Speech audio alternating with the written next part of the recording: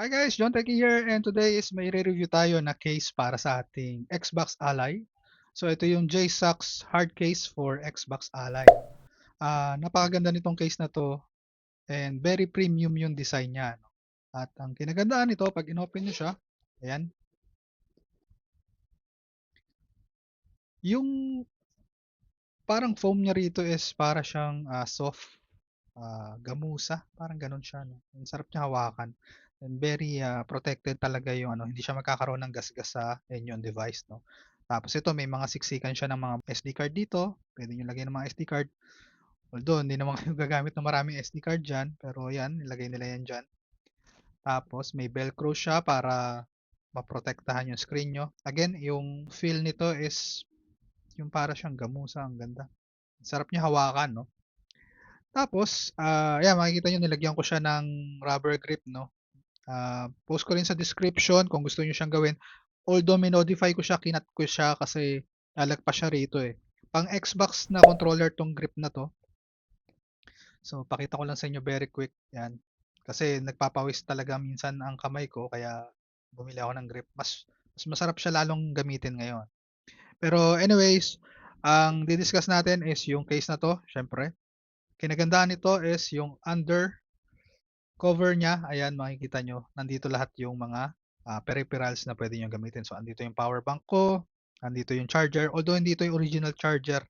68 watts to. Gamit to nung Lenovo ko na tablet. No? So, ito yung ginagamit ko para mas maliit siyang gamitin. Then, yung 3 meters na cable natin. Ayan, para mas mahaba. Tapos, andito rin yung stand na karton. Tapos, ito yung charger naman natin para sa ating earbuds, no? So, dito. So, pwede nyo i-organize yan kung ano mga gusto nyo ilagay. At natatanggal to, yan. Di-velcro rin yan. Ayan. Adjust yan, yung pinaka-divider niya. So, it's up to you kung ano lalagay nyo. Then, ang kinagandaan pa rito is pwede nyo lagyan ng malalaking item, no? So, kung halimbawa, ako kasi is nagamit ako ng eGPU, no? Meron ng eGPU. So, ito, ayan, yung GPD-G1.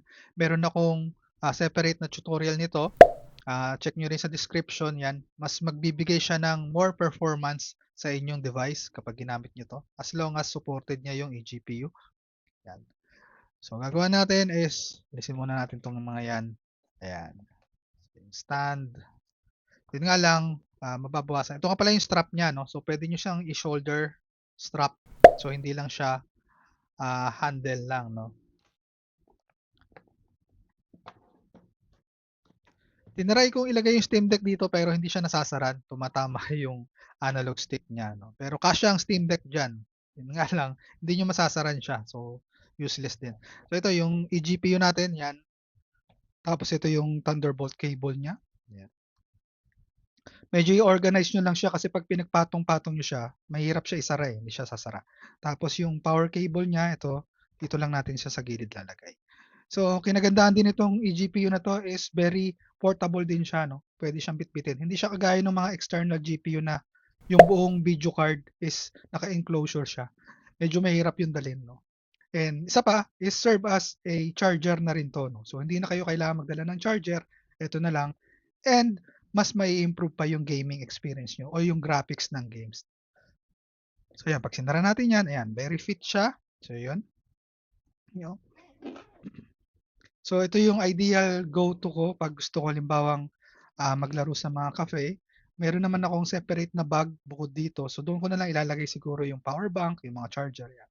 Yun nga lang, kung gusto nyo pang ma-enhance yung gaming experience nyo, is dala rin kayo ng portable monitor, no? Ganda rin pag may bit-bit kayong ganon, tapos tsaka kayo magse-setup kung saan nyo gusto maglaro, no? Yun nga lang, magdadala na lang kayo ng external controller, pero mas immersive at mas enhanced na yung gaming experience nyo. Lalong-lalo na kapag naka Xbox Ally X kayo, no? So, ayan, may GPD G1 siya na mobile, no? Meron akong nabili na medyo cheaper brand na case, no? Yun nga lang is yung quality niya is hindi gano'n kaganda, no? So may option naman kayo kung gusto niyo mas mura-mura, eto yan. Pero ang lambot ng feel nito. Tapos dumating din sa akin 'to medyo ayan, oh, medyo bend nga siya. Pero okay lang naman 'to, kaso konti lang din ang difference nila, eh. Post ko sa description yung prices niya kung yung link niya sa Shopee, no? Yan, so meron siya ritong zipper bag. So dito nyo lalagay yung mga charger nyo. So ayan, meron din siyang cover para sa screen. So yan. Yun nga lang medyo fit to pag nilalagay natin. Ayan, meron din siyang lalagyanan rito. Kaso limited lang malalagay nyo rito. I think power bank. Yung sakto yung power bank ko kasya rito. Ayan. Fit na fit siya. Kaso yung iba, dito niya nalalagay. So yan dito. Medyo mahirap isara kapag lalagay nyo yung charger dito, yung mga cables, mga ibang peripherals. And yun nga, sabi ko kanina is medyo kailangan nyo i-press siya ng maigi. Yan, fit siya. Tsaka yung siya isasaraan. Okay din naman siya, kaso yung quality nito is hindi siya ganun kaganda kagaya nitong J-Sax, no? Yan. Pwede na rin to. Ang price range nito is difference lang is around 300, no? So, kunin nyo na yung J-Sax, mas maganda ang quality at mas marami kayong pwedeng ilagay. So, yeah.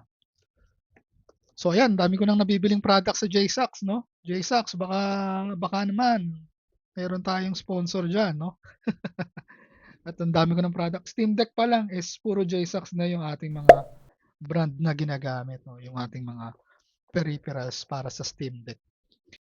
So yeah, anyways, yun lang naman at sana nagustuhan nyo itong ating case para sa ating Xbox Ally. Yan, very fit siya. Hindi kayo mahihirapan siya ilagay, patong nyo lang. Kasi ang ganda talaga ng textures nito, no?